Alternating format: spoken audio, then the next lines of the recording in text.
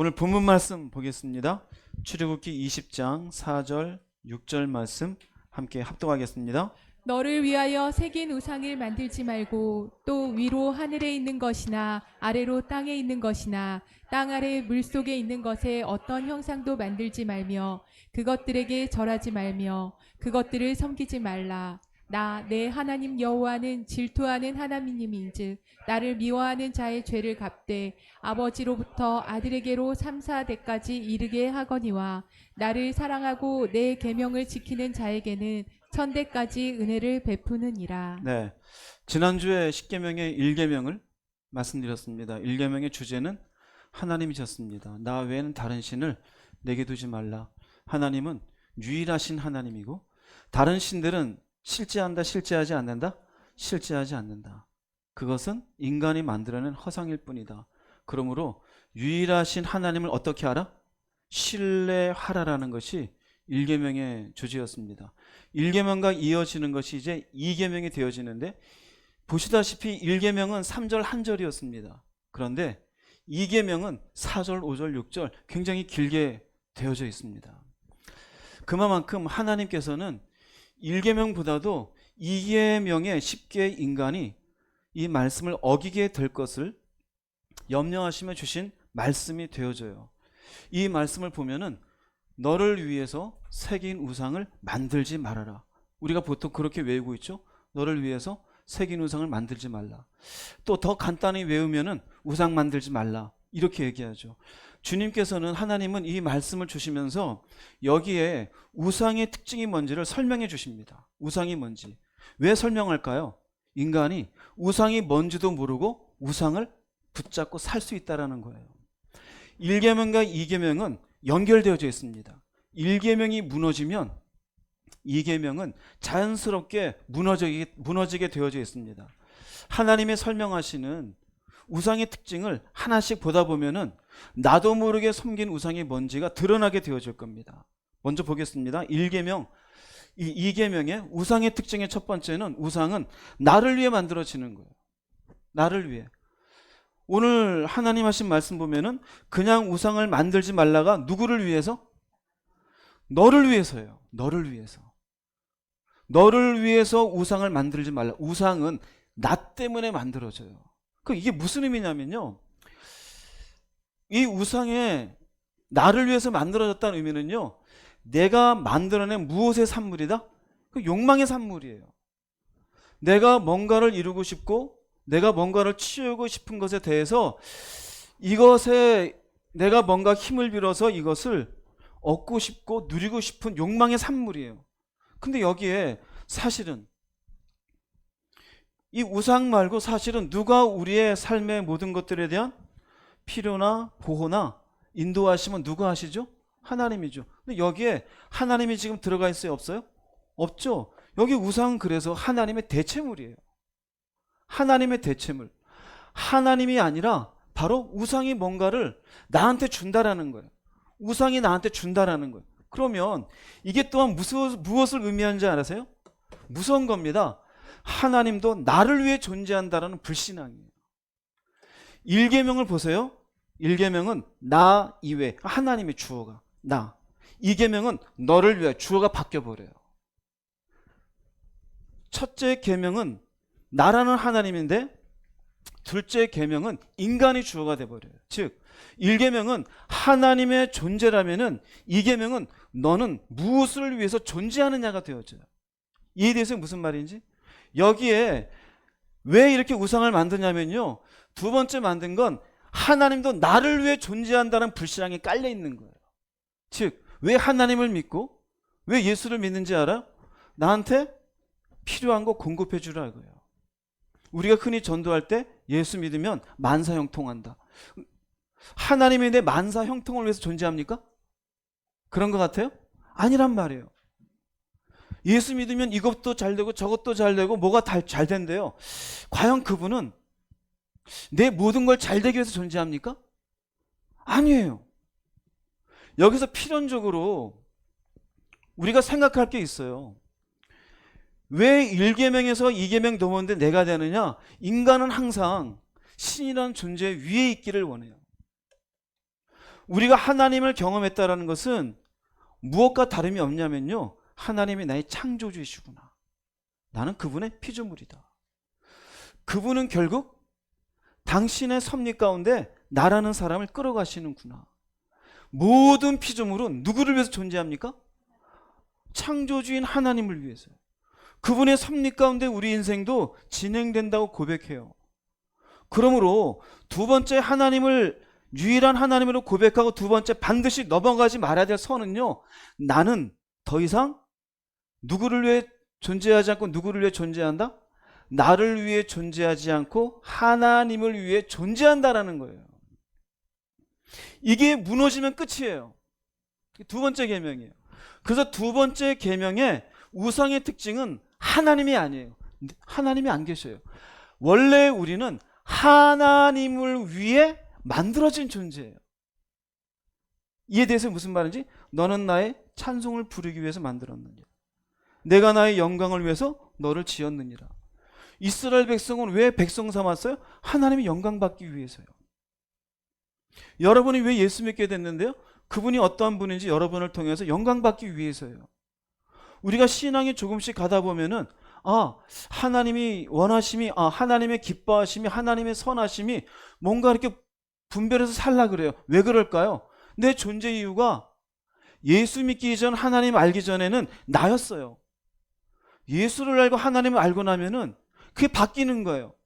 나를 위한 인생에서 누구를 위한 인생으로?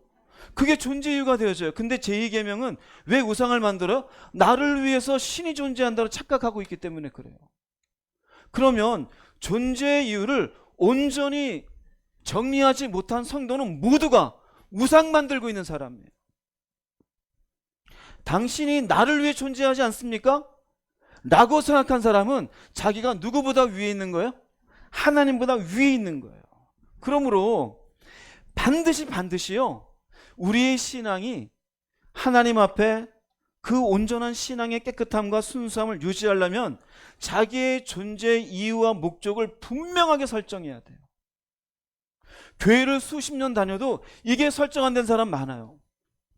수십 년 다녀도 날마다 하나님 뭐 주시고 내가 하나님을 위해서 주여 무엇을 하오리까? 하나님 기뻐하심을 위해서 제가 이렇게 살아가 보겠습니다. 하나님 이것이 영광이 되니 제가 이것을 이렇게 포기하겠습니다. 그런 사람은 소수잖아요. 되게 뭐라 그래요? 여기 와서 이거 좀 하십시오. 나한테 급합니다. 누가 신이에요? 내가 신이에요. 결국 이 계명을 무너지게 하는 거예요. 그래서요, 하나님의 백성이, 이거 한번 읽어볼게요. 시작. 하나님의 백성이 하나님을 위하여보다 나를 위하여가 우선일 때 신앙은 변질되기 시작한다. 이 계명이 무너지는 거예요. 우상이에요. 하나님을 위하여가 아니라 나를 위하여가 우선이 되면은 신앙은 변질돼요. 세상에 허상인 신들, 신이 아니잖아요. 부처이든 뭐든 하다못해 우리가 무속이든 심지어 우리가 유교적으로 제사를 드리든 그 모든 신들은 누구를 위해 존재해요? 나를 위해 존재해요. 왜 조상님한테 제사 드릴까요? 살아있는 자손들을 어떻게 해달라고? 제사 안 지내면 난리 날 것 같으니까. 그건 신이 아니에요. 그건 존재도 없는 거예요. 비나이다 누구를 위해서 빌고 있어요? 나를 위해서요. 그런데 우리의 종교는 달라요. 우리가 하나님 만났을 때는 우리는 우리의 존재를 비로소 깨닫는 거예요. 반드시 예수를 믿고 난 다음에 여러분 속에 삶의 목적을 반드시 바꿔야 돼요. 나를 위해서 하는 게 아니라 누구를 위해서 한다? 하나님을 위해. 모든 피조물은 다 그렇게 살아요. 인간만이 나를 위해 신이 존재한다 생각해요. 근데 그렇게 생각하면 신앙은 반드시 변질되기 시작해요. 대표적으로 보여주는 것이 노아 시대 때 볼게요. 한번 창세기 6장 2절 말씀 읽어보겠습니다. 하나님의 아들들이 사람의 딸들의 아름다움을 보고 자기들이 좋아하는 모든 여자를 아내로 삼는지라. 자기들이 좋아하는, 하나님이 이 일을 기뻐하는지 안 기뻐하는지는 관계가 없어요. 내가 좋아하는 대로. 그 당시에 창세기 6장 2절 이하로 보면은 사람들이 어려서부터 생각하는 모든 게 악하다 그래요. 어떤 생각일까요? 하나님이 그 생각을 기쁘게 하는지 선하게 여기시는지 악하게 여기시는지 관계가 없어요. 그죠? 자기의 감정대로, 자기의 욕망대로, 하고 싶은 대로. 하나님은 제외되어 있어요. 존재의 이유와 목적이 잘못됐을 때 신앙이 변질되고 결국 심판받아요. 창세기 11장 4절 말씀 읽어보겠습니다. 성읍과 탑을 건설하여 그 탑 꼭대기를 하늘에 닿게 하여 우리 이름을 내고 온 지면에 흩어짐을 면하자 하였더니. 예, 우리가 흔히 알고 있는 바벨탑에 자신들의 이름을 내요. 존재의 목적이 제대로 돼서 안 됐어요? 잘못됐어요. 존재 목적은요, 인간이에요. 그냥 자신들이에요. 여러분은 똑같아요. 이 계명을 놓고 우상을 만들지 말라 앞에 있어야 돼요. 너를 위하여. 존재의 목적이 분명해야 돼. 내가 일을 왜 할까? 내가 왜 이 사업을 할까? 내가 왜 가정에 엄마 노릇을 할까? 분명해야 돼요. 뭐든지 할 때마다 내가 이것을 한 모든 존재의 이유는 누구를 위하여? 하나님을 위하여. 그런데 나를 위하여가 되면 신앙은 어떻게 된다고요? 변질돼요. 자신도 모르게. 내가 누구보다 위에 있게 되어져요? 하나님보다 위에 있게 되어져요. 그래서 신약에 오면은요, 이것이 자기들이 좋아하잖아요. 자신이 좋아하는 이것을 일정한 선 이상으로 절제하지 못하고 갖게 되는 마음을 탐심이라 그래요. 근데 그 탐심을 뭐라느냐? 그건 우상숭배라고 얘기합니다. 에베소서 5장 5절 말씀 읽어보겠습니다. 너희가 이것을 알거니와 음행을 일삼는 자나 부정한 자나 탐욕을 부리는 자 곧 우상 숭배자는 결코 그리스도와 하나님의 왕국에서 아무 상속 유업도 받지 못하느니라. 네, 탐욕이에요. 탐욕은 누구를 위한 겁니까? 나를 위한 거예요. 근데 탐욕 자체가 우리가 일정하게 필요에 의해서 옷을 산다든지 신발을 산다든지 내가 식구들과 있을 집을 산다든지 괜찮아요. 그런데 그것을 더 치우기, 욕심, 이미 지나친데도 이것을 더 치우기 절제가 안 되는 사람이 탐욕이에요. 얼마 전에 기사 보니까 빌라를 1000몇 채 가진 사람이 1100몇 채죠. 과연 그 사람이 그게 다 필요했을까요? 필요하지 않아요? 지나치죠? 그죠? 그게 탐욕이에요. 그건 결국 뭐라고요? 그게 우상숭배자래요. 누구를 위해서만 살고 있어요? 자기를 위해서만요. 혹시 여러분 가운데도 나만을 위해서 내가 갖고 있는 생각과 내가 가지고 있는 욕망, 자존심, 감정, 그건 여러분 결국 누구를 위해 존재하는 거예요? 자기를 위해 존재하는 거예요. 이 계명을 무너지게 하고 있는 사람이에요. 그 사람은 결국 너를 위해 우상을 만들지 말고에 해당되는 우상 숭배자라고 얘기하는 거예요. 골로새서 3장 5절 읽어보겠습니다. 땅에 있는 지체를 죽이라 곧 음란과 부정과 사욕과 악한 정욕과 탐심이니 탐심은 우상 숭배니라. 네, 탐심은 결국 뭐라 그래요? 우상 숭배래요. 어디서부터 비롯된 말씀이에요? 이 계명이에요. 이 계명. 너희를 위하여. 너를 위하여. 일정하게 우리가 먹는 거 다 필요한 것 아셔요. 주님도 얘기했어요. 너희들이 먹어야 될 것, 입어야 될 것, 마셔야 될 것 아시느니라. 그런데 일정한 선 넘어요. 선 넘는 순간 그것은 우상숭배예요. 하나님이 원하지 않는 선을 넘어요. 그 탐심은 제2계명을 무너지게 한 자기를 위해서 우상을 만들어 놓는 2계명을 파괴하는 죄에 해당하게 되어져요. 그래서 우상의 특징, 나는 안 만들었는데요? 그런데 그 우상의 특징은 너를 위하여. 내가 우선시되어지고 내 욕망이 우선시되어지고 하나님을 위하는 없다라면은 여러분은 우상숭배자예요. 할렐루야. 예, 많이 찔리십니까? 제2계명 얘기했죠. 2계명은 자기도 모르게 무너지게 하는 계명이에요. 그래서 1계명은 분명하지만 2계명에 많이 무너져요. 그런데 1계명이 무너지면 2계명은 자연스럽게 무너지게 되어져 있어요. 그래서 하나님이 2계명을 설명하면서 3절이나 1계명의 3배 가까이 더 설명을 하시면서 우상이 뭔지를 설명하며 이것을 꼭 지키라고 말씀하셨던 거예요. 조심하십시오. 우리의 죄성의 특징이 바로 나를 위한 거예요. 남을 위하는 죄성은 없어요. 그래서 남을 위할 때 그것도 힘든데 하나님을 위하여 이건 더 힘든 거예요. 그렇게 올바른 신앙이라는 건 그 하나님을 향해서 내가 어떤 관계인지 1계명이 먼저 서줘야 돼요. 여러분은 어떠십니까? 하나님입니까? 나입니까? 내가 우선이라면 여러분 신앙을 처음부터 다시 한번 생각해 봐야 돼요. 그래서 이 계명을 무너지게 하지 않았는지 살펴보십시오. 우상의 첫 번째 특징은 너를 위하여, 즉 하나님이 아닌 나를 위한 것으로 존재의 이유를 삼는 그 인생은 결국 우상을 만든 인생이라고 설명해 줍니다. 우상의 두 번째 특징은요, 우상은 섬김을 받아요. 출애굽기 20장 5절 말씀 읽어보겠습니다. 그것들에게 절하지 말며 그것들을 섬기지 말라. 네, 그것들을 섬기지 말아라. 절하지 말고 섬기지 말아라. 여러분들 이것만 딱 보면은 나 안 해. 이렇게 되죠? 과연 그런지 안 그런지 한번 봅시다. 네. 절한다라는 말은 뭔 말이냐면요, 몸을 구부리다요. 우리가 가끔 이렇게 성경에도 나오고 일반 이제 그 상식으로도 전쟁을 하거나 싸움을 하거나 패배했을 때 상대방에게 어떻게 합니까? 무릎을 꿇죠. 그 무릎을 꿇라는 것은 싸움에 졌다라는 게 아니라 내 마음으로도 당신에게 졌다라는 걸 표시하는 거예요. 절하는 것은 복종의 의미가 있어요.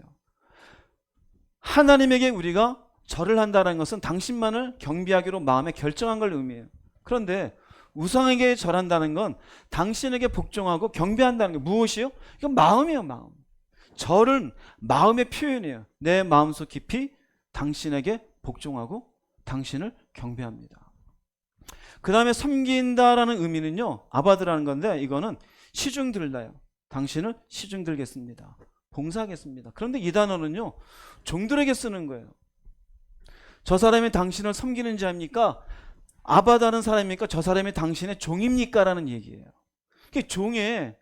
종이 섬긴다는 것 속에는 제일 중요한 게 우선순위예요. 우선순위. 자기가 섬기는 대상, 주인이에요. 자기는 종이고. 그럼 내가 여기서 부엌에서 뭔가 음식을 만들고 있었어요. 그때 주인이 불러요. 아무개야, 나가요, 안 나가요?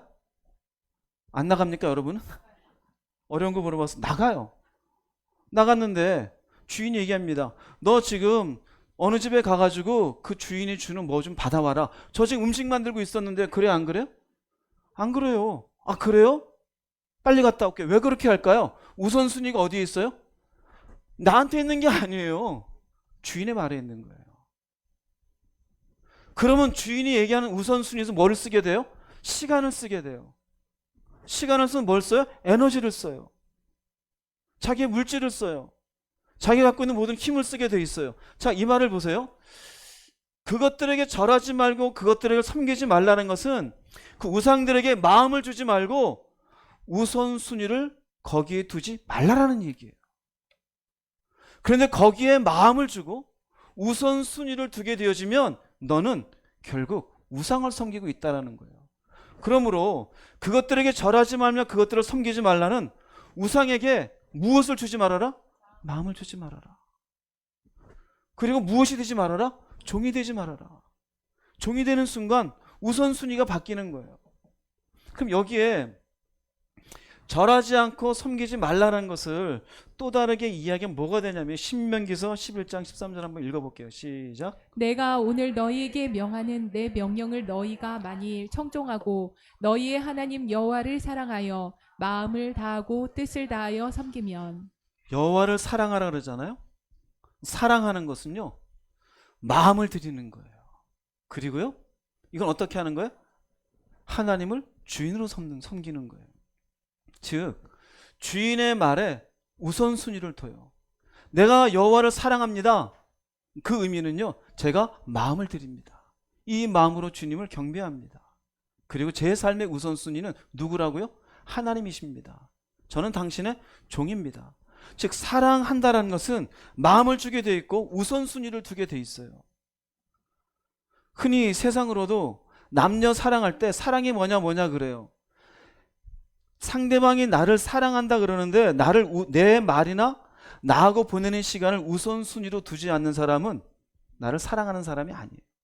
아직 시집과 장가를 가지 않은 사람 잘 들으세요. 마음은 누구한테 줘야 돼요? 사랑하는 사람에게. 근데 가만 봤더니 딴 데도 마음을 줘요.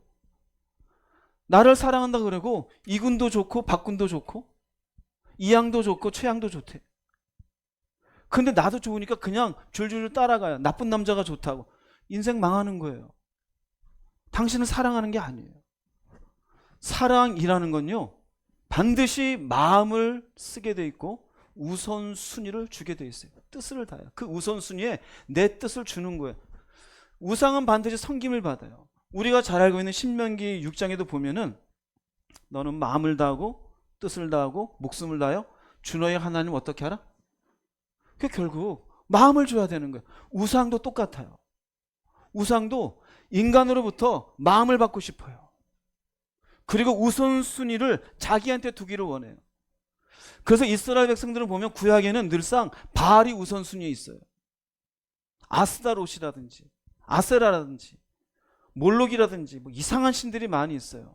그 신들 앞에 가서 자기의 마음을 드리고 그 앞에 가서 그 몰록이 원하는 것, 바알이 원하는 것들을 우선순위로 삼을 때 하나님이 진노하며 이스라엘 백성들을 어려움 가운데 했었어요. 자, 그런데 지금 우리가 사는 이 시대에는 바알이 어디 있어요? 그렇죠? 아세라가 어디 있어요? 그러니까 여러분들은 나랑 관계 없나 보다 생각할 수 있어요. 근데 잘 보세요. 중요한 건 바알이라 아니라 섬김받는 대상이에요. 우선순위를 두고 있는 그 대상이에요. 신약에 오면은 바알이라는 말은 별로 없어요. 그런데 예수님께서 설명해 놓으신 부분이 있고 또 바울 사도가 남겨놓으신 말씀이 있어요. 먼저 마태복음 6장 24절 한번 읽어보겠습니다. 아무도 두 주인을 섬길 수 없다. 그렇게 되면 한 편을 미워하고 다른 편을 사랑하든가 아니면 한 편에게는 충성을 다하고 다른 편은 무시하게 될 것이다. 너희는 하나님과 재물을 함께 섬길 수 없다. 아무도 두 주인을 섬길 수 없다라는 것은 두 주인의 종이 될 수 없다라는 얘기예요. 인간에겐 그래요. 그 말의 의미는요, 우선순위는 항상 우선순위는 무엇인가가 정해져 있게 돼 있어요. 그 자기는 말로 그래요. 둘 다 제가 주인으로 섬깁니다. 안 된다는 거예요. 반드시 어느 쪽에는 사랑을 두고 어느 쪽은 미워하게 되어 있고 어느 쪽은 충성을 다하고 어느 쪽은 무시하게 된다는 거예요. 이걸 두고 어디를 얘기했냐면요, 재물과 하나님을이에요. 즉 재물이 우선순위 되어져 있으면은 하나님의 말씀을 보라, 무시하게 되어져요. 기도하라. 바빠 죽겠는데 언제 기도해? 돈 벌기 바쁜데. 이해되세요? 근데 말로는 뭐라 그래요? 하나님도 사랑합니다. 하나님 안 속아요. 하나님 안 속아요. 주님 하신 말씀이에요. 우선순위는 절대로 자기 스스로도 알아요. 여러분이 누군가를 놓고 저 사람이 우선순위 어딘지를 시험해 볼 수도 있어요. 어떤 상황을 놓고도 그 사람이 어떤 상황이 어떻게 움직이는지. 남편이 저녁에 한 10시 넘어왔어요. 배고픈데 뭐 좀 줘. 이 밤에 뭘 먹으려 그래. 그냥 자. 조금 뒤에 자녀가 공부하고 11시 반에 왔어요. 엄마 배고파. 벌떡이랑 뭐 줄까? 그래. 우선순위가 어디 있어요? 근데 아내가 말해. 당신도 사랑하지. 속지 마세요. 속지 마세요. 아니에요. 우선순위는 거기 있어요. 여러분 잘 설명해서 잘 생각해 보세요. 우상은 섬김을 받아요. 그럼 여러분이 하나님을 섬긴다고 말은 하지만 여러분의 우선순위가 물질 아닙니까? 돈이 우선시 되어서 돈을 버는 일엔 충성을 다하고 하나님의 말씀과 그분 앞에 사는 것에는 무시하고 살지 않았습니까? 그래서 우리 대개 우리의 신앙이 어떤 게으름과 어떤 우리 신앙이 올바르지 못한 부분에 대해서 늘상 뭐가 많아요? 변명이 많아요. 뭐 하느라고요? 돈 버느라고. 바빠 죽겠다고요. 결단코린 두 주인이 될 수 없어요. 우상은 섬김을 받아요. 여러분이 어디에 마음을 주고 있고 여러분들이 무엇을 우선순위에 두고 있는지 보세요. 또 다른 말씀 볼까요? 디모데후서 3장 2절 말씀 읽어보겠습니다. 사람들이 자기를 사랑하며 돈을 사랑하며 자랑하며 교만하며. 디모데후서 3장 1절에는요, 마지막 때에는 이렇게 고통하는 때가 이르리라 그래요. 이때 뭐냐면요, 자기를 사랑해요. 지금 이 시대에 정말 이게 충만한 시대예요. 에고이스트, 자기밖에 몰라요. 자기를 사랑한 게 뭡니까? 자기의 감정에 마음을 둬요. 자기의 생각에 콜돌하고 그리고 어디가 우선순위예요? 내가 뭔가를 하는 게 항상 우선순위예요. 누군가를 위한 손해 절대. 내 돈 1원도 한 장. 내 시간 철저하게 내 시간. 굉장히 독립적이게. 같이 안 하면 돼. 나도 안 할 테니까. 이건 자기를 사랑하는 거예요. 여러분 독립적인 사람 많죠? 자기를 사랑하는 거예요. 그런데 보세요. 이 사람들이 자기를 사랑하기 때문에 돈도 사랑해요. 왜요? 조금 전에 얘기했죠? 이 돈이 누구한테 필요해요? 나한테. 자랑해요. 누구를 자랑해요? 나를 자랑하는 거예요. 누가 교만한 거예요? 내가 교만해요. 지금 누가 섬김받고 있어요? 내가요. 여러분 특별히 지금 현대에 이계명이 무너지는 거에 가장 무서운 우상은요, 납니다. 나. 더구나 코로나 시대를 지나가면서 더더욱이 독립적이 돼버렸어요.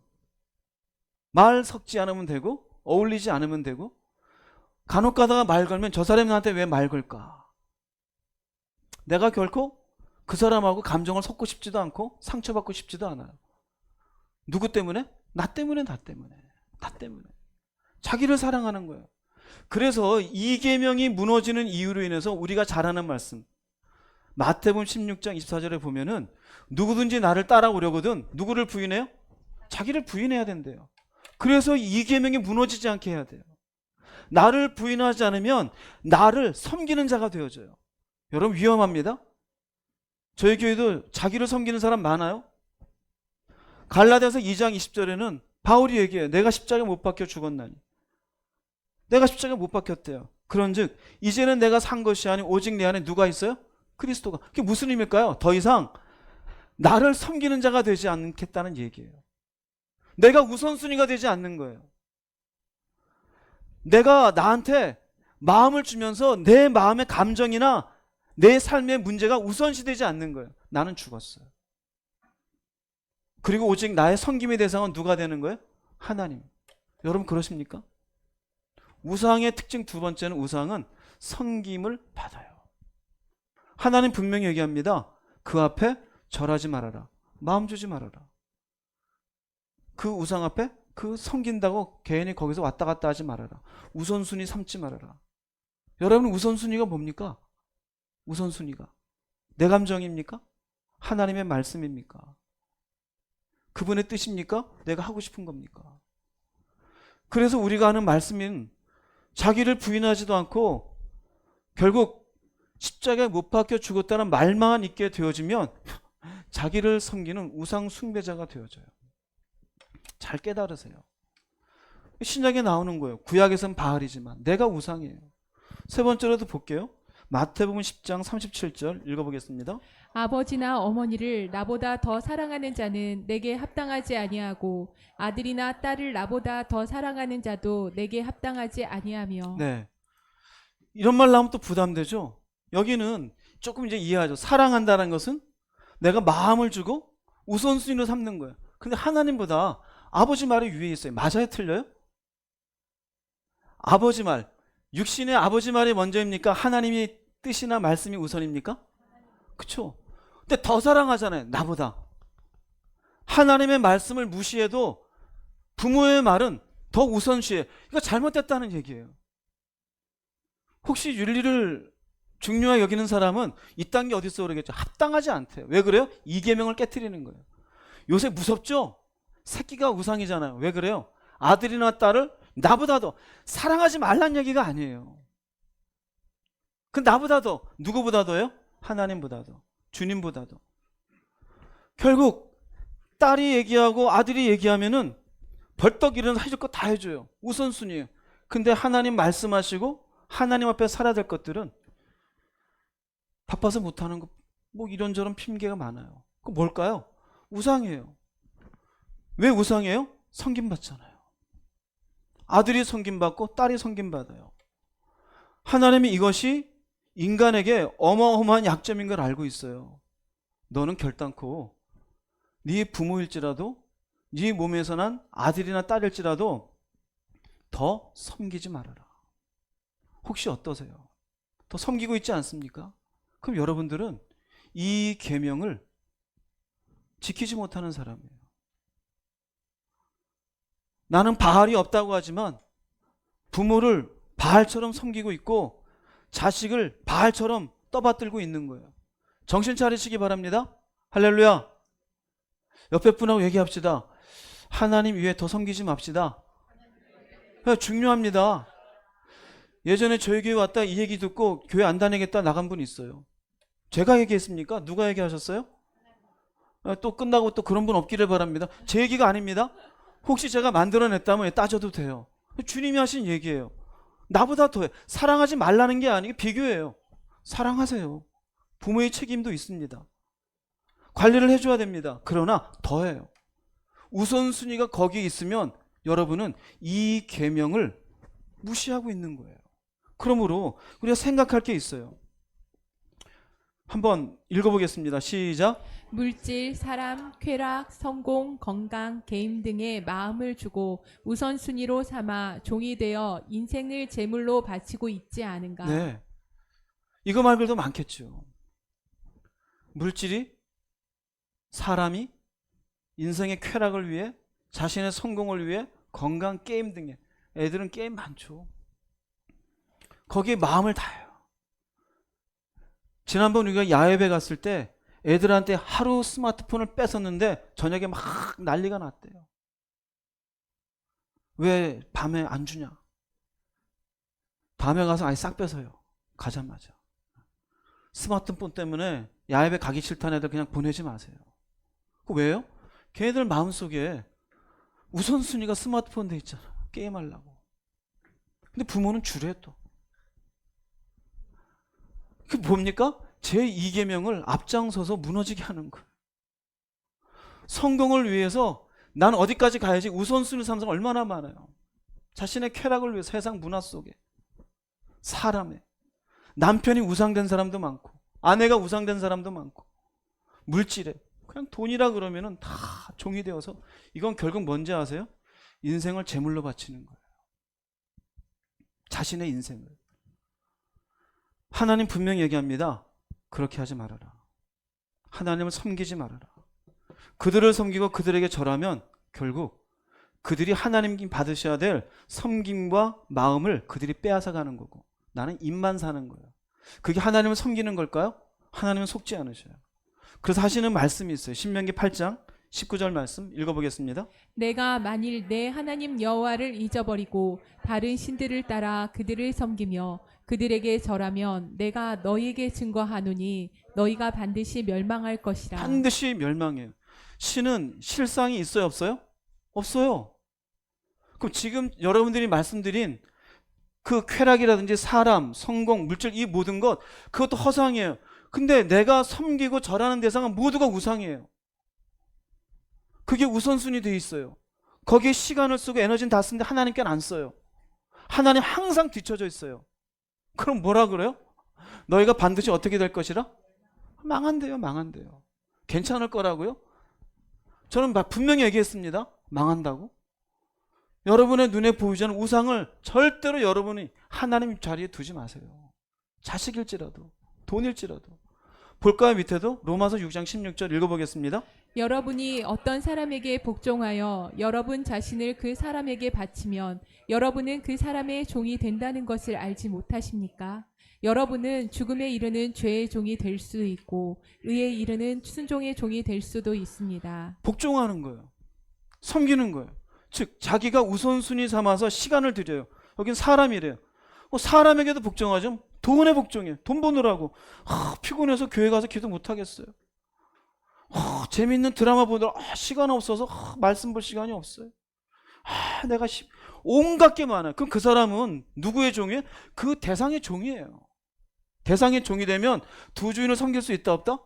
못한다니까요. 결국 우선순위가 뒤바뀌는 것으로 인하여 하나님의 말씀과 하나님의 요구하시면 언제든지 인생 뒤편에 있어요. 그래서 신앙이 늘상 10년 다니고 30년 다녀도 이상하게 허전한 거예요. 제대로 하나님 섬기는 것 같지 않아요. 왠지 알아요? 우상이 있으니까요. 여러분들이 잘못된 것을 주인 삼고 그것을 우선순위 삼아 자신의 인생을 제물로 바치고 있는데 어떻게 그 마음에 평안이 있겠어요? 자기 인생, 자기 스스로가 우상돼 있고 물질이 우상돼 있고 새끼가 우상돼 있고 이 땅의 성공이 우상돼 있고 도대체 그걸 위해서 자신의 인생의 시간을 보내고 우선순위인데 어떻게 이 사람이 순종의 종이 될 수 있겠어요? 안 돼요. 그래서 뭐라 그럽니까? 여러분은 결국 죽음에 이른다 이거예요. 그렇게 사는 게 결국은 죽음이다 이거예요. 몸은 교회에 나오고 일주일에 한번 예배를 드리고 나름대로 형식은 취하는지 모르지만 여러분의 제2계명 지난주에 말씀드렸잖아요. 10계명은 폐할 수 있다 없다? 폐할 수 없어요. 하나님이 직접 쓰신 거예요. 결단코 폐할 수 없어요. 그런데 우상에게 섬김을 주고 있으면서 나는 괜찮다고 교회 다니면서 아니요. 죽음에 이르는 죄의 종이 될 수 있다고 얘기해요. 그 의에 이르는 순종의 종이 뭘까요? 우선순위가 하나님이 되어져 있어요. 마음을 그분께 드려요. 내가 뭔가를 할 수 있는 여러 가지가 있지만 그분의 기뻐하심을 내가 순종할 수 있어요. 왜요? 그분이 우선순위가 되어져 있으니까. 이렇게 마음을 들이고 우선순위로 삶의 시간과 에너지를 쓰는 사람이 이 계명을 지키는 사람이에요. 그러나 이렇게 이 계명을 지키지 않으면 결국은 그것에 종이 되어서 죽음에 이르는 사람이 되어져요. 잘 깨달으십시오. 반드시 멸망할 것이라고 이야기하고 있어요. 우상의 두 번째 특징, 우상은 무엇을 받는다? 섬김을 받아요. 무엇을 섬기고 있습니까? 자식이요? 시간과 보십시오. 그 우상이 뭐 하는지. 물질이요? 물질이 뭐 해줄까요? 해줄 게 뭐가 있을까요? 우상은 반드시 섬김을 받는다고 하나님 말씀하셔요. 세 번째 우상의 특징은요. 우상은 의지의 대상이 되어져요. 의지의 대상. 의지의 대상이라는 것은요. 내가 만들어 놓은 것을 가지고 힘으로 삼는 거예요. 그것에 무엇인가 나한테 도움을 줄 것이라고 생각을 하고. 출애굽기 20장 4절 말씀 한번 읽어보겠습니다. 너를 위하여 새긴 우상을 만들지 말고 또 위로 하늘에 있는 것이나 아래로 땅에 있는 것이나 땅 아래 물속에 있는 것에 어떤 형상도 만들지 말며. 우상이란 말이고 형상이란 말이 있는데요. 우상이나 형상이나 똑같은 말이에요. 우상이란 말은 페셀이라는데 이것은 우상은 그냥 형상이에요. 만들어 놓은 것을 놓고 그곳에 와가지고 뭔가를 마음을 줄 때 그게 아이돌, 우상이 되는 거예요. 이 말의 의미는요. 인간은 있잖아요. 보이지 않는 하나님보다 보이는 형상을 의지하기 쉬운 존재예요.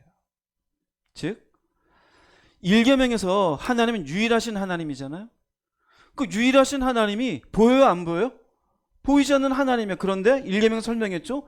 유일하신 하나님이고 다른 신들은 허상이니 누구만을 섬기라? 하나님만을 섬기는데 그분은 신뢰해요. 근데 안 보여요. 안 보이는 하나님을 내가 신뢰하는 게 믿음이에요. 그게 신앙이고요. 그런데 인간은 항상 보이는 걸 의지하기 쉬워요. 당장 보이지 않는 하나님보다 보이는 돈이 더 나한테 힘이 돼요. 보이는 사람이, 당장 내가 갖고 있는 건강이, 당장 내가 이룰 수 있는 성공이, 뭔가 이게 힘이 되어져. 인간은 이렇게 보이는 형상을 의지하기 쉬운 존재임을 알고 계신 거예요. 그렇기 때문에 절대 형상은 만들지 말아라.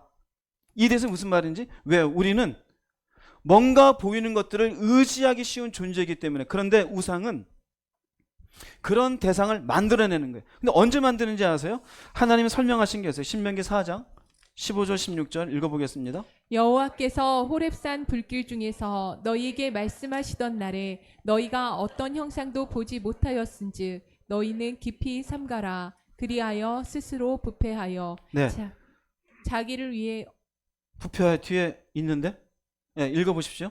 자기를 위해 어떤 형상대로든지 우상을 새겨 만들지 말라. 하나님이 10계명을 호렙산에서 모세에게 줄 때 백성들은 아래에 있었어요. 그때 하나님 하신 말씀이에요. 너희가 어떤 형상도 봤다 못 봤다? 못 봤다요. 이 말의 의미는 뭘까요? 만든 형상은 어떤 의미로든 결단코 하나님이 아니라는 얘기예요. 이해되세요? 저 부처가 있어요. 그건 신이 아니에요. 만들어져 있는 것은요, 언제든지 시간과 공간에 제약이 되어져 있어요. 부처가 과거로 돌아갈까요? 마호메트가 미래를 알아요? 언제든지 만들어져 있는 것은 그 현 시점에서 시간과 공간에 제약이 있어요. 하나님은 형상이 없으셔요. 그분은 결단코 만들어진 대상이 아니에요. 그래서 다른 모든 섬기는 대상들은 그건 신이 될 수 없어요. 그건 그냥 허상이에요. 돈도 마찬가지고요. 돈이 뭘 해주겠어요. 그런데 왜 만드는지 아세요? 자기를 위해 어떤 형상으로든지 우상을 왜 만드느냐? 부패해서 그래요. 부패해서. 이 부패했다는 의미는요, 보이지 않는 하나님을 온전히 의지하지 못하는 상태예요. 하나님을 본 적 없어요. 보이지 않는 하나님이 계시다고 그 하나님을 향한 신뢰를 가질 때가 믿음이라 그랬죠. 이게 믿음인데 여기에 대해서 부패하면요, 못 믿겠다가 돼요. 삶에 문제가 있어요. 그 문제 앞에 못 믿겠다가 돼요. 이스라엘 백성으로 치면은 홍해 바다가 있어요. 하나님 이끌어내는데 못 믿겠다고 불평해요. 쓴물을 만났어요. 이 쓴물 앞에 우리가 어떻게 광야를 지나가느냐, 못 믿겠다 그래요. 저 가나안 땅에 정탐하고 왔어요. 그들에 비하면 우리는 메뚜기 같은데 못 믿겠다 그래요. 어떻게 그리로 가느냐. 보이지 않는 하나님에 대해 온전히 신뢰하지 못하는 상태, 의심을 해요. 불신앙을 가져요. 불평을 해요. 원망을 해요. 결국 이게 뭐냐면요, 스스로 부패되어졌기 때문에 무엇을 만들어내요? 우상을 만들어내요. 그리고 보이는 그것을 무엇으로 삼아요? 힘으로 삼아요. 의지의 대상으로 삼게 되어져요. 어떻게 된 상태에서? 부패되었기 때문에요.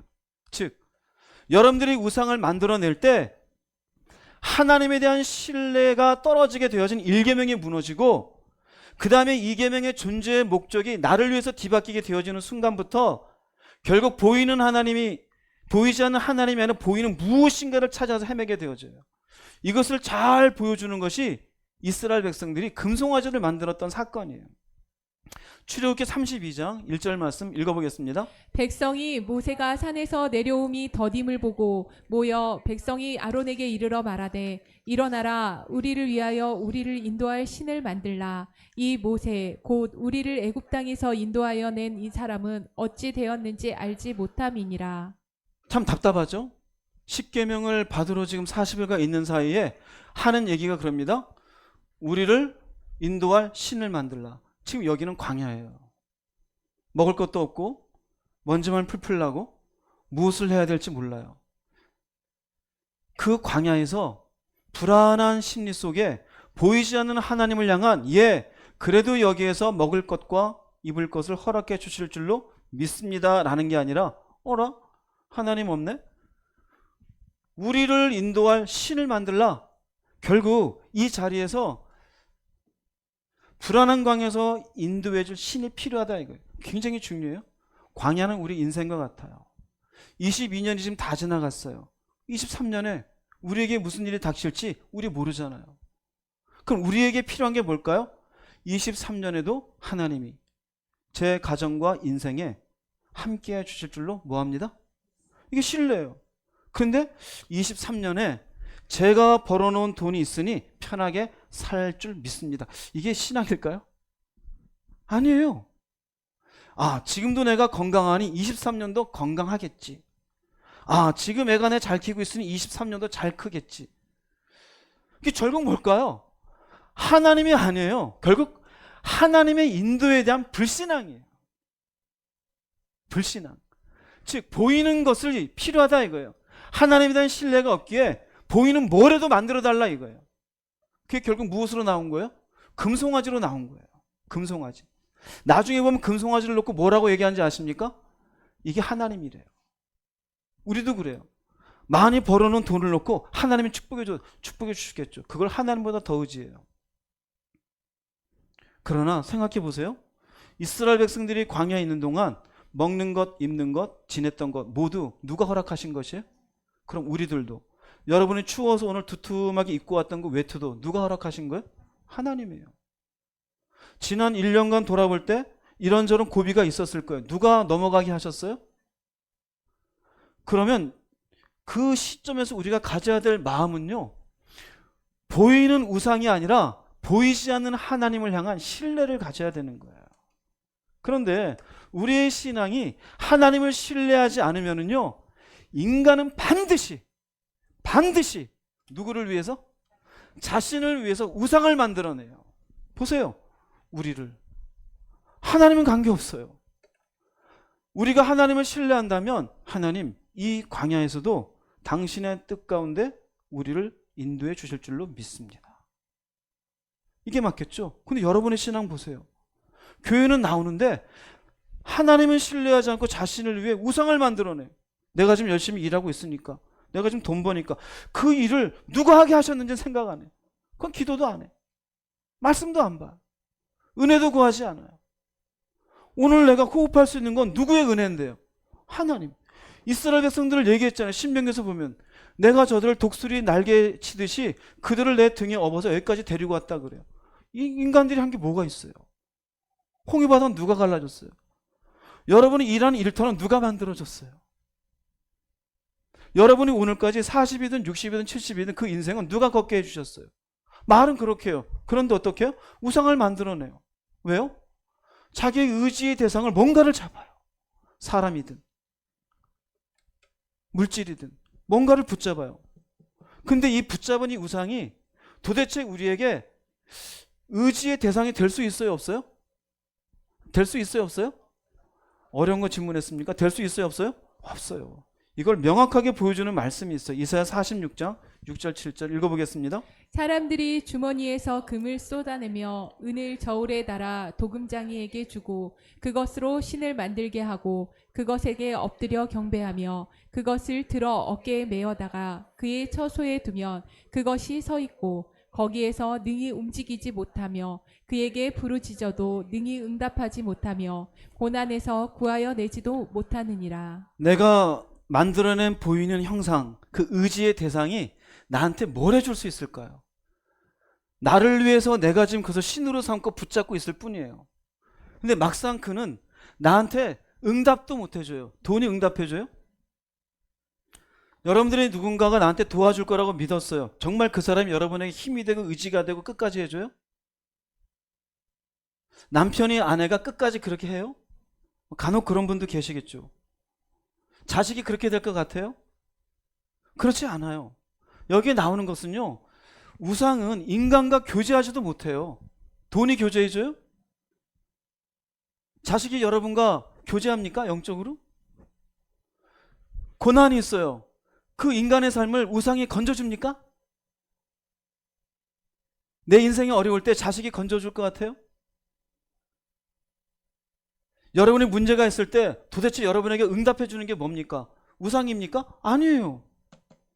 아니에요. 이게 허상인 우상의 모습을 얘기해 주고 있는 거예요. 근데 우리는 우상은 이거를 만들어 놓고 의지를 해요. 아, 돈 있으니까 됐어. 돈이 우상이에요. 아, 저 사람 날 도와주겠지. 아, 자식이 잘 되니까 아, 좋아 좋아. 하나님의 뜻은? 하나님은 어디 있어요? 그럼 여기에서 중요한 의미가 있어요. 정말 신이라면요, 부르짖을 때 응답이 있어야 돼요. 정말 신이라면요, 내가 어려울 때 그 어려움 속에서 일하셔야 돼요. 근데 그건 오직 하나님밖에 없어요. 하나님만이 내가 부르짖을 때 말씀해 주셔요. 내가 여기에 있다. 고생했다. 수고했다. 알고 있다. 내가 너를 사랑한다. 이런 소리를 조금이라도 들어보신 분 아멘 해보세요. 여러분들이 돈을 모아놨더니 어느 날 돈이 고생했다. 그럽니까? 그래요? 아니잖아요. 진짜 신은 교제해 주셔야 돼요. 진짜 신은. 여러분들이 인생이 어려울 때 돈이 내가 당신을 도와줄게 그래요? 사람이? 우리가 진짜 어려움 당하면 사람들 이렇게 저리 다 빠져나가잖아요. 근데 하나님 빠져나가지 않잖아요.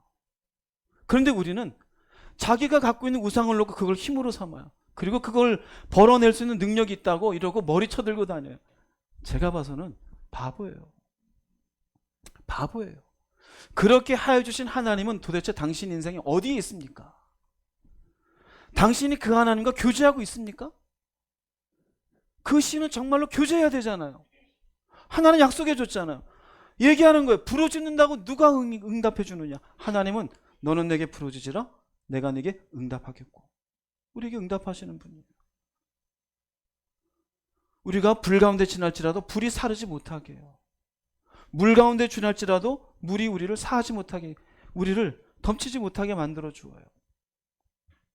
그런 경험을 해보신 분 아멘 해보세요. 그럼 우리가 의지의 대상은 오직 누가 돼야 돼요? 하나님이 돼야 돼요. 하나님이 돼야 돼요. 그러면 이런 우리의 의지가 대상이 되는데 형상을 만들지 말아라. 형상을 넌 본 적도 없다. 너희들의 신앙이 약화되면 반드시 인간은 형상을 만들어낸다. 그럼 도대체 우리가 이런 것들을 의지하지 않고 하나님만을 의지할 수 있는 힘이 있어야 될 거 아니에요. 그래서 하나님이 신약에서 주님의 말씀을 통해 주신 곳이 있어요. 꼭 기억하세요. 요한복음 4장 24절 읽어보겠습니다. 하나님은 영이시니 예배하는 자가 영과 진리로 예배할지니라. 굉장히 중요합니다. 하나님이 영이셔요. 형체가 없으셔요. 형상이 아니에요. 이 말의 의미는요, 하나님은 눈에 보이는 형체가 없으니 형체가 있는 대상을 놓고 신을 삼지 말고 하나님께 예배하는 자가 되라는 거예요. 이게 뭔 의미일까요? 예배할 때 예배의 자리에서 힘을 주시는 거예요. 할렐루야. 이 예배하는 자를 다른 말로 하면은요, 하나님께 경건한 자가 되어라. 또 다른 말로 하면요, 하나님께 말씀과 기도로 예배하는 자가 되라는 거예요. 그래서 말씀 가운데 하나님을 예배하며 내가 기도 가운데 하나님과 교제하면 그 가운데 뭐가 생겨요? 신뢰가 생겨요. 의지가 생겨요. 아, 당신은 나의 힘이십니다. 당신은 나의 반석이십니다. 당신은 나의 산성이십니다. 여기에 돈이 있고 내 친구가 있고 남편도 있고 내 재능도 있지만 아니요, 저의 힘은 하나님이십니다. 당신만을 섬기겠습니다. 어디에서 가능해요? 보이는 형상을 만드는 게 아니라 보이지 않는 하나님을 예배할 때예요. 그럼 바꿔서 말하면 개인적으로 예배하는 자리가 무너지면 반드시 무엇을 만들어낼까요? 보이는 우상을 만들어내는 거예요. 경건의 자리가 무너지면 우상을 만들어내요. 말씀의 자리가 무너지면 우상을 만들어내요. 기도의 자리가 무너지면 우상을 만들어내요. 다른 것들을 힘으로 삼아요. 자기의 재능을 힘으로 삼고 젊음을 힘으로 삼고 무엇인가를 만들어 놓은 것을 놓고 저 사람이 저런 능력이 있으니 이 사람을 의지하자. 하나님은 어디 갔어요? 여러분이 어느 위치에 있든 어느 재능이 있든 어떤 사람으로 사람들이 이야기하든 예배하는 자가 되기를 정말 주의 이름으로 축복합니다. 이미 답을 얘기해 주신 거예요. 그 예배의 자리가 있을 때 힘이 생겨요. 예배 없는 사람 보세요. 경건의 자리가 없는 사람 반드시 다른 것들을 의지하게 돼 있어요. 왠지 아세요? 인간은 불안한 존재이기 때문에 그래요. 그 불안을 커버하기 위해서 뭔가를 필요로 해요. 뭔가를 필요로 해요. 이게 종교적 인간이에요. 그래서 인간은 어느 곳에 살든지 종교성을 내포하고 있어요. 하다못해 대륙에서 멀리 떨어져 있는 섬에 사는 원주민들일지라도 그 안에 종교를 만들고 있어요, 없어요? 만들고 있어요. 무당이 있어요. 인간은 그래요. 뭔가 의지할 대상을 필요로 해요. 심지어 우리 옛날부터 과거 보러 가는 무엇을 떠놓고 기도해요? 정한 수를, 깨끗한 물을. 왜 그래요? 인간은 그런 종교성이 있어요. 뭔가를 놓고 보이지 않는 세상을 놓고 내가 이 불안한 인생에 힘을 얻기를 바라요. 근데 우리는 예수를 통해 예배가 뭔지 알잖아요. 그분은 영이셔요. 예배 가운데 우리와 교제해 주셔요. 응답해 주시고 우리에게 힘을 주셔요. 여러분의 경건의 자리가 세워지기 바랍니다. 말씀의 자리와 기도의 자리를 가벼이 여기지 마십시오.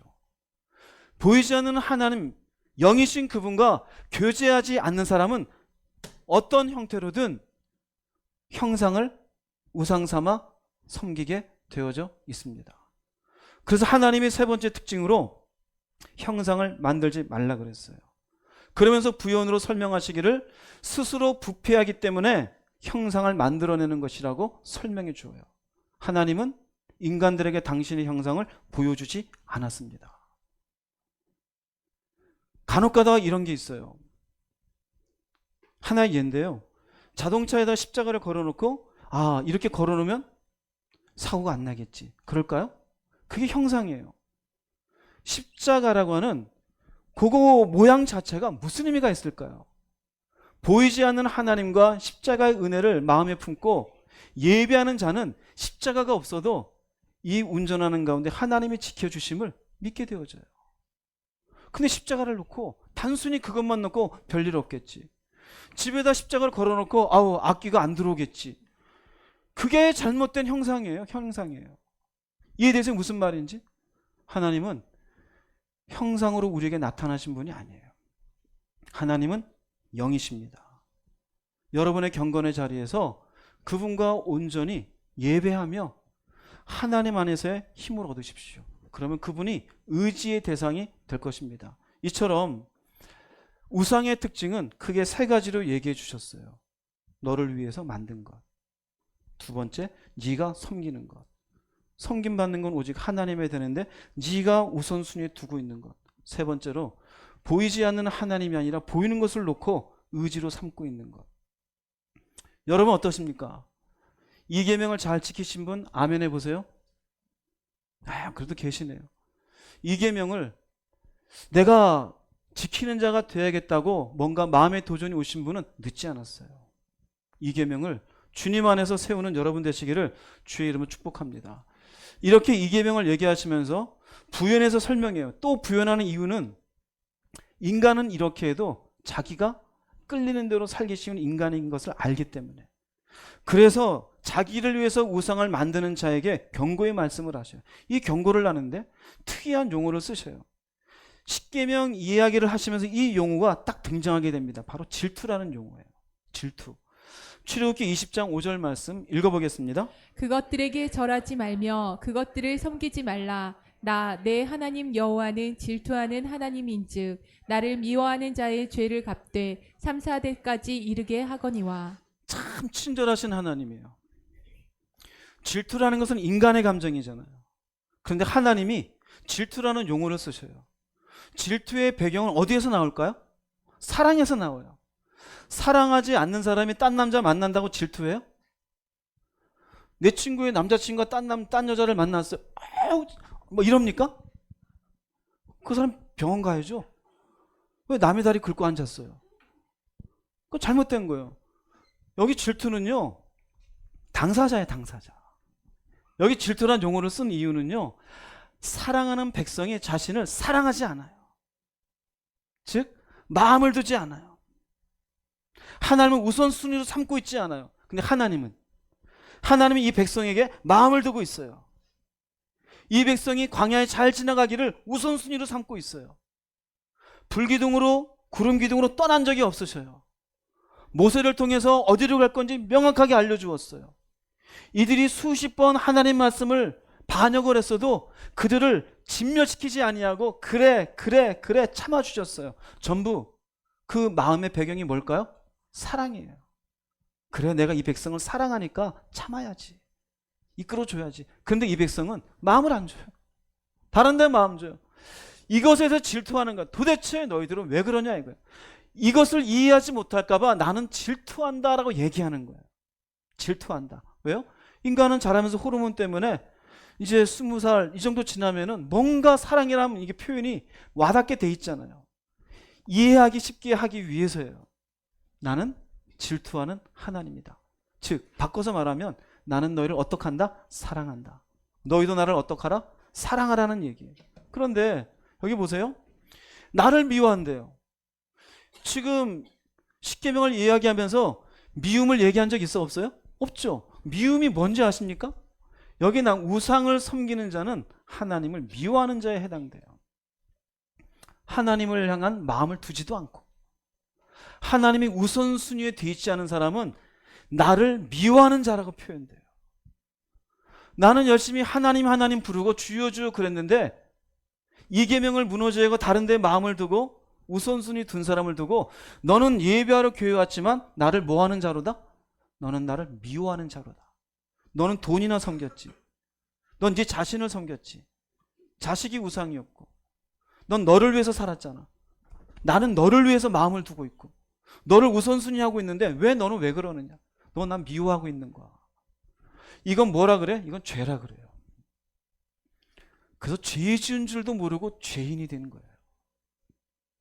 도둑질도 안 했는데 죄가 되어져요. 근데 무서운 건 이 죄를 어떻대요? 갚으신대요. 갚으신대요.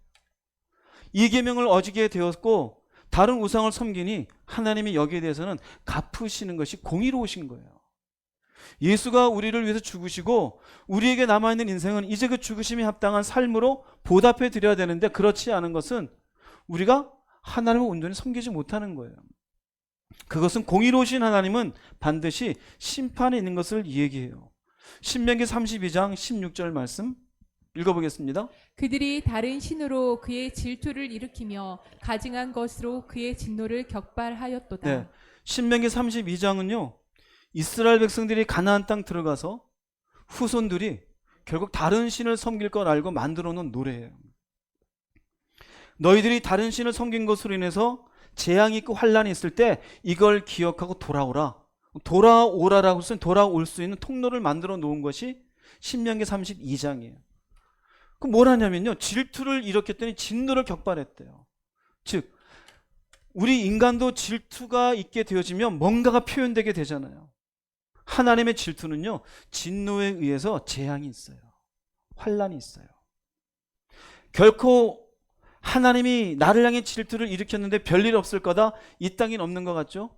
나중에 주님 앞에 가서는 심판으로 돌아오게 될 것입니다. 이계명을 이야기하시면서 질투의 하나님이니 너희는 우상 만들지 말라고 당부하시는 거예요. 그러면서 한 가지 더 보너스를 드려요. 그것은 은혜를 베푸시는 하나님이에요. 은혜를 베푸신 하나님. 출애굽기 20장 5절 6절 말씀 읽어보겠습니다. 그것들에게 절하지 말며 그것들을 섬기지 말라. 나 내 하나님 여호와는 질투하는 하나님인즉 나를 미워하는 자의 죄를 갚되 아버지로부터 아들에게로 3, 4대까지 이르게 하거니와 나를 사랑하고 내 계명을 지키는 자에게는 1000대까지 은혜를 베푸느니라. 자, 여러분 이거 읽고 죄를 갚는 3, 4대까지 이르게 하는 이게 강조점일까요? 아니면 1000대까지 은혜를 베푸는 게 강조점일까요? 어느 게 강조점일까요? 1000대까지죠. 이 말의 의미는 뭘까요? 그러니 너희는 자기를 위해서 뭐 만들지 말아라?